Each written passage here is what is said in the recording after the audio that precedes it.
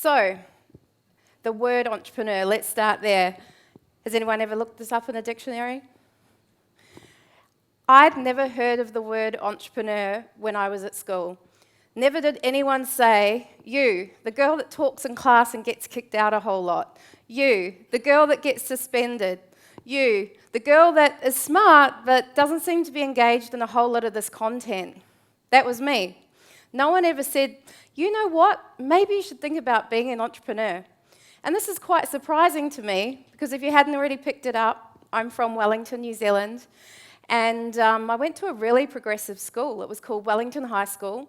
It's now over 130 years old, and we called teachers by their first names. It was co-ed, boys and girls. We didn't wear a uniform, and it was kind of go if you want and don't go if you don't want, which didn't suit everybody. And we could study subjects like horticulture, which was awesome.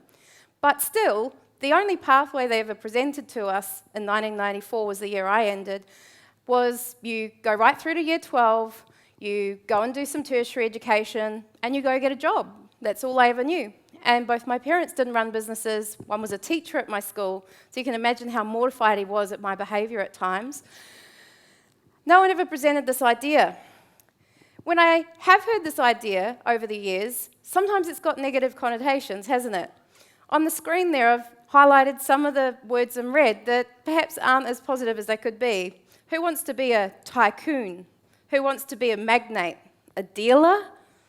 What about a mogul or a big shot or a bigwig or even a whiz kid? So the use of the word entrepreneur actually dates back to the 1800s, did you know? It's a French word. And over the years, it has grown in popularity. I feel like in recent years, if anything, the word entrepreneur has taken on a life of its own and is perhaps even overused. Would you agree? So if I'm a kid in the 1990s at high school and it's not presented to me, these days I'm pretty sure, whether you're growing up in New Zealand, Australia, or elsewhere in the world, that quite possibly, and I really hope this to be true, you are told about the opportunity to go on a path of building your own business if that's what you want to do. And I implore all of you too, that even if you have taken that traditional route of study and getting a job, at any time you can choose to do a side hustle, is now an entrepreneurial activity, or even venture out and start a new business. Did you know the Colonel from Kentucky that made the famous fried chicken, Kentucky Fried Chicken, didn't start his business till he was in his 70s? So if you want to be an entrepreneur, or if you just want to have a mindset that's a bit more like an entrepreneurial person, what does that mean? But to me, it means a lot of different things. It means to think differently. And all those times I was at high school getting into trouble, struggling with the academic work, it's because I thought differently and I just didn't fit the mold. So if you're thinking of someone right now, whether it's your own child or a nephew or a niece or someone you've taught, perhaps, just maybe, they're an entrepreneur too. To tell you a little bit about my journey and how I worked out, I was an entrepreneur, and it wasn't such a bad thing, and that's now brought me a lot of fantastic opportunities in this life. As I said, I started in Wellington, New Zealand. I was born and bred there till the age of 21. And my first business, I was 17 years old, and I decided to start a newspaper whilst at school. As I said, some of the subjects at school weren't for me. I never touched computers until I had to do a journalism course and I had to learn to type out my story. I didn't mind English.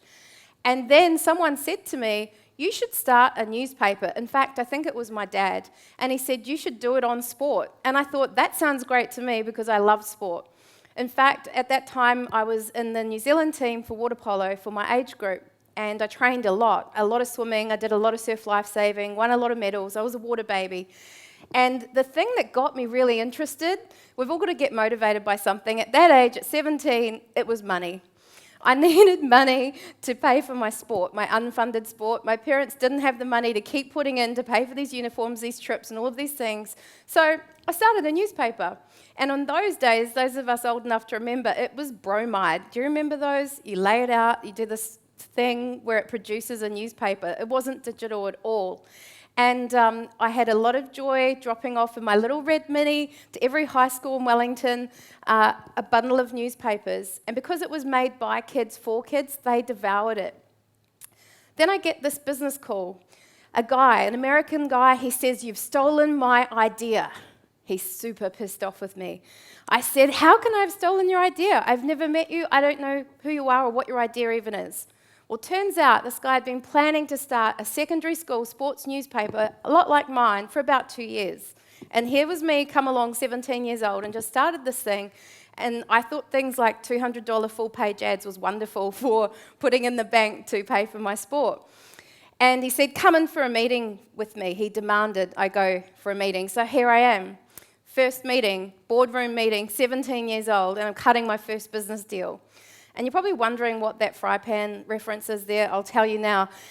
Years later, a guy in Silicon Valley said to me, businesses are a lot like pancakes. You stuff the first one up. And I said, oh my God, that's so true for me, because that was the first business. I was 17. I cut a deal. It was a really bad business deal when I look back. It was a wage, a small lump sum, and I had to continue to work for him for the rest of the year, which for me was fine at the time. I just wanted to train and get the money to go and play versus Australia later that year. Well, I did that, and I learnt my very first very good business lesson, and it was, if you decide to go into business with someone, or whatever you decide to do as an entrepreneur, make sure it aligns with your values. His values and my values did not align, and it didn't work out. For the next 7 years, most of my 20s, from age 21 to 28, I travelled the world. So that picture there is of me in Italy reading a book, and I supplemented my travels with travel writing. So I guess you could say I was a travel blogger before it was even a thing. So that's my second tip. It's create your own opportunities. Sometimes people aren't going to say, you should do this, like my dad did about the newspaper. Sometimes you've just got to think, I want to do that. How can I make it happen? And make it happen. And then I fell pregnant on the pill in London, and I had to work out what to do next. By this stage, I'd continued my career, and I was an editor of a newspaper aged 26, so things were going pretty well. But to fall pregnant on the pill unexpectedly in London certainly made me rethink life and what I was going to do next. For a while there, we stuck it out, and then it just became too hard. I missed family. We needed the support. None of my other friends had had children, and they were still partying. And we decided to move near where our family lived, and that was Australia. So then a few years pass, I find some work, and then I have a second child. And now I've got a 3-year-old and a newborn at home, and I'm thinking, how am I going to earn money? And I start another business. These are my humble beginnings of my third business, the Creative Collective. And actually, I didn't mention that in between those two, whilst travelling, I started an online business which was selling T-shirts. It was called Tikanga T-shirts, which means culture, or tikanga o te wā, these are Māori words I'm using, which means fashion. So I was really proud of our Indigenous culture and language of New Zealand. I myself am actually not Māori, but I was brought up, you learn to speak it, it's part of our DNA, it's what we do. And so I wanted to share with people that I was a proud New Zealander, and here was our culture, because I was tired of explaining that to people as I travelled. So that second business I started in '02, no capital, zero, threw up a website myself from teaching myself HTML, and 4 years later sold it for 5 figures. So that was a good outcome, doing the full cycle of a business, certainly better than the first pancake. This third business, the Creative Collective, that's where it started, my study nook of my home in Maroochydore. And I got that logo designed by a friend. It's pretty basic, as you can see. Got it laminated, put it up in the study, and we're in business. Threw up a website, now we're really in business. Made a business card, I've got a business. Those days, it wasn't very common for mums to work from home, or it didn't seem like it was. I didn't have many peers to call on, but it's become more and more popular now, and I think that that is wonderful, that, you know, parents who choose to stay at home and bring up children can still earn an income and do something they love. Today, that business has 12 staff across Sunshine Coast and Newcastle, about 40 contractors. I own a commercial building, and we have clients all over Australia and even some international ones. It's had a spin-off company called the Training Collective, where we teach people digital skills. So we've had a lot of fun with it. So, other things I've learned along the way that I'd love to share. You need to be prepared to get out of your comfort zone. This photo on here is actually of Rangitoto, a live volcano in Auckland. If you didn't know, Auckland, New Zealand has 18 live volcanoes. But you should still go. It's a really great city. So these people are walking, and there's a great metaphor about what it is to be an entrepreneur that I heard that I'd love to share with you. And it's someone who says to a mentor, be my mentor, teach me, show me what it takes to be an entrepreneur.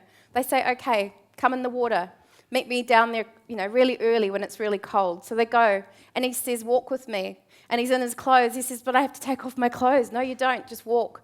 And they get in up to their knees. He goes, it's uncomfortable. What are we doing? This is horrible. That's right, keep walking. And they keep walking, and I could really elaborate the story, but the point is they get up to their necks, and he's really struggling to keep his head above water because he's got clothes on and everything. And he says, I hate this. I've got to get out. I can't cope. I'm so tired. Please let me out. I'm going to drown. And the guy said, that's what it takes to be an entrepreneur. You have to get out of your comfort zone, and you have to get really uncomfortable, and you'll sometimes feel like you're sinking. And you might not think you can swim, but you've got to find a way. So my first step to get out of my comfort zone was entering a business award. I'd been in business 6 months with the Creative Collective, thought, what the hey, need to market my business or give something a go. Threw my hat into the Small Business Champions Awards and couldn't believe it. I won Young Entrepreneur in Queensland the year's 2007. So that's me giving a speech. Out of this, I realised that worked pretty well. I might need to do more of that because phones started ringing, business started coming. I met some amazing people at that event, and I realised I needed to be really resourceful and adaptable. I've had to be adaptable and resourceful with marketing because I've never had any capital put into any of my businesses to start with. They're all what we call in this entrepreneurial world bootstrap companies, which means you just strap it up, make it happen, you make money, you spend it back in the business, and you grow organically that way. Off the back of winning that award, I got offered to go on television. It was a national show. That same piece featured on Vodafone and Qantas in-flight, and things really took off. So all from going outside my comfort zone and entering a business award. The other thing I've learned along the years of being an entrepreneur is you need to be open to new experiences, places and people, which is exactly why I say yes to speaking at a Bundaberg event, a TEDx event, and coming up 3 hours to do this, to meet new people, to have a new experience, to be in a new place. Through business, I've definitely been able to do that. This is me in New York entering the International Women in Business Awards, '08. And that year, my kids were aged 2 and 5. The currency was horrible. I felt so bad and guilty leaving them. I didn't win, but it was still so worth going and being open to these new experiences. As a result, that night, I went nightclubbing, as you do, with the CEO of the whole awards, and he offered to me to promote these awards in Australia and New Zealand, which I did for the past 10 years, and that has turned into having connections with some of the best businesses in Australia and New Zealand, which has been an amazing ride as well. You need to put yourself out there, and remember you have as much right to be there as anyone else. Off the back of Telstra, more opportunities opened up. I got to go to Silicon Valley, which, if you don't know, is the tech capital of the world. A lot of my girlfriends said, are you going to have work done in Silicon? I was like, no, I don't need that. But anyway, it was a life-changing experience to go to the offices of Facebook, to meet founders of Instagram, to meet the founder of Eventbrite, go to the LinkedIn offices. And yes, just as they say, they have amazing offices. So this is me in the band room goofing off. I can't even play a guitar, but I was pretending that day, of LinkedIn. So if you want to go jam out in your lunch hour, you can. And yes, Facebook has free food. They all do. 3 courses any day or night, anytime, go. They have free ice cream, they have free barbers. It's a world unto itself. But then I still was thinking, what is this all about? What does it mean? What do I do with it? And someone said to me, what do you want to be remembered for?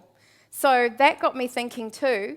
And actually it was a teacher, even back at Wellington High School, that I still remember had a chat to me about the same thing, and it's legacy. He said to me, and I love this idea, that if you are an amazing mathematician or inventor, you could spend your whole life trying to work out one maths equation or to create one invention, and you may or may not succeed. But he said to me, if you're to write one poem, one song, paint one art piece, however good or bad, it will be remembered. It lives on, and I really like that idea. So I always had in me a burning desire to write a book. So I've actually written a couple. I wrote one about my grandfather's life, and I released that in 2006, only a few months before my grandmother, his very long-term partner, passed away, so it was great to do that. And then off the back of this award, when I won IT Woman of the Year, I felt compelled to share messages, because here I was as a mum raising children in this increasingly technology-driven world, and my peers, these other mums, I was hearing things such as social media is evil, and I won't let my kid go on the computer. There could be predators on there.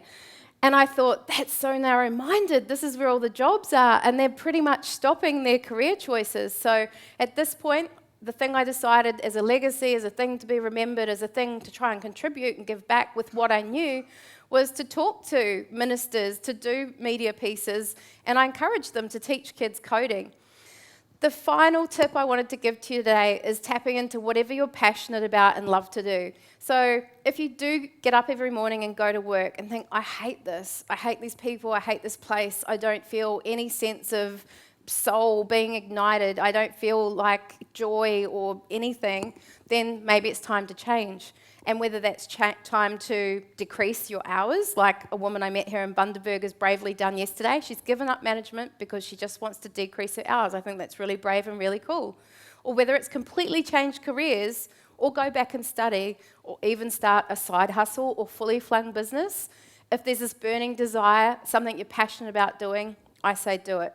In summary, I think the entrepreneurial mindset is a way of thinking, and it's especially about the way in which you approach challenges and mistakes. Now, I was very conscious in putting together my slides that it sounds like I'm just saying, look at me, I've had this amazing life and all these really cool things happen. But I have to make sure you know, there's been plenty of hard stuff. I've had the ATO call me up on a Friday and need 40 grand off me by Monday because I had a crappy accountant who gave me the wrong advice. I've had staff and friends, no longer, stealing my IP and not seeing an issue with it, and starting up very similar businesses with very similar names and all sorts of horrible things like that. We have constant breaches of our trademark. We had to go and appeal one really recently. Life stuff. I separated with my partner of 18 years and the father of my children. It's tough stuff. Money issues, domestic violence, raising teens, health issues. So amongst all this joyous life, there are still those difficult things you have to get up and deal with every day. Tight cash flow is the killer of many businesses, and there have been weeks where I didn't even know how I was going to do the payroll. But if you keep finding the right people to be around, and if you can just hang in there in that cold water with those clothes on, you can really enjoy it too.